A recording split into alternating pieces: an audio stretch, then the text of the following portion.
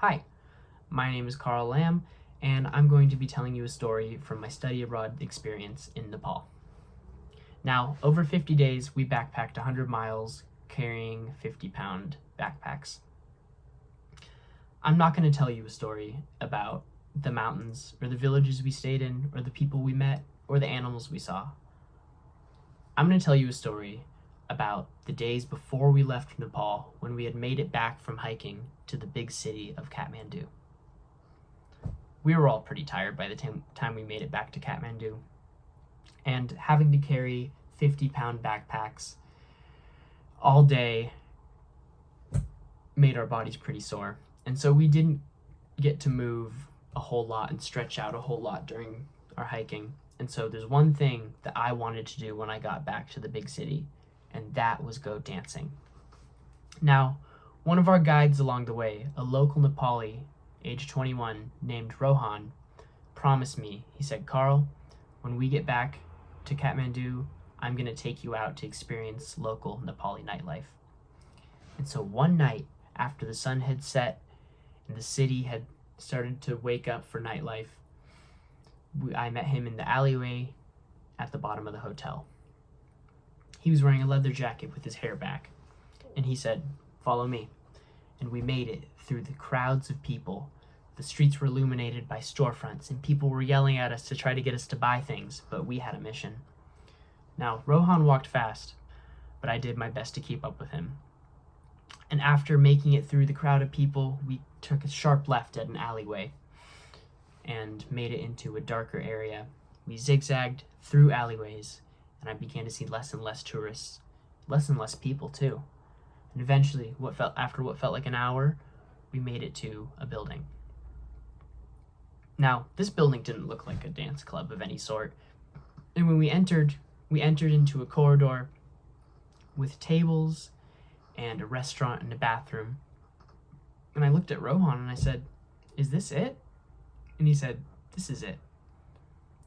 And so I followed him further into it until we got to a spiral staircase.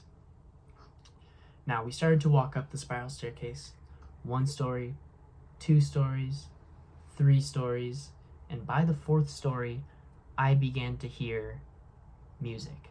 Not only hear it, but feel it.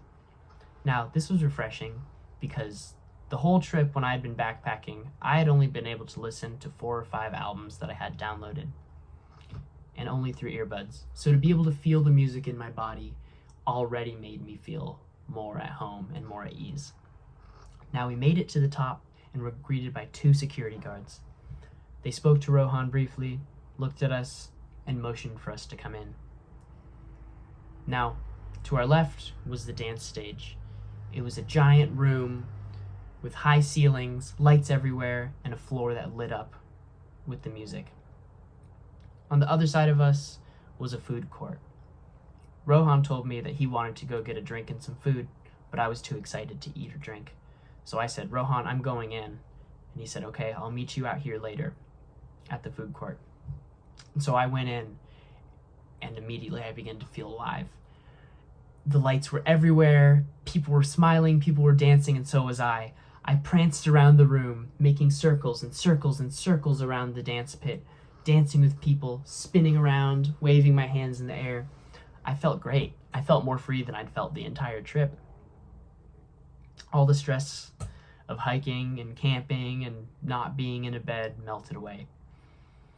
But as I was making my rounds around the room and I neared the entrance that I came in, a hand grabbed my wrist. And I looked over to see who the hand belonged to.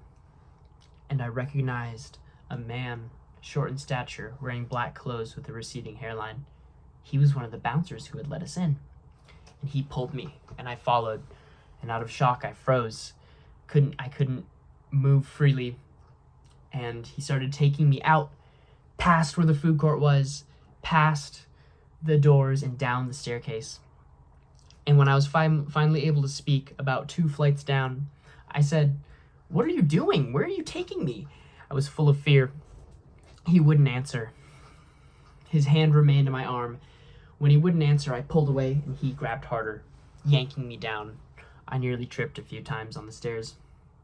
Finally, by the time he got me to the bottom, he pushed me out, and I stumbled, looked around, turned to him, and said, "Why are you kicking me out? My friends are in there. I don't know the city." And in broken English, he told me essentially that I was making people uncomfortable. Making people uncomfortable? I was dancing and running around the room. Could I have made anyone uncomfortable? And for a second, I didn't know what to believe. He walked back up, and I sat down at a table near the restaurant outside at the bottom of the building. I sat there with my head between my hands and thought to myself of what I was going to do, how I was going to find my way back to the hotel, when two German girls came down the stairs, same stairs that he had dragged me out of, and ran to me and said, "We saw that whole thing. Are you okay?" And I said, "No, I don't know where I am." And my friends are in there. And they said, "We're so sorry that this happened to you. How did you get kicked out?" And I said, "The bouncer said I was making people uncomfortable." And they said, "No, you were not. You weren't. And we know where your friend is, and we'll go grab him." This was a miracle to me. How did they know? And so they went back in, and a few minutes later, Rohan came running out, and he looked fearful, and he said, "Carl, why are you down here? Are you okay?" And I said, "Yeah, Rohan, I'm okay. I'm really happy to see you. But they said I got kicked out because I was making people uncomfortable." And Rohan looked at me, and he began to smile, and he said, "You weren't making people uncomfortable. This is a prostitute club. Almost everyone in there who's Nepali is a prostitute, and you just weren't buying a prostitute." And that is a memory that I will carry with me for the rest of my life, and it is also one of my favorite stories to tell from that trip. Thank you.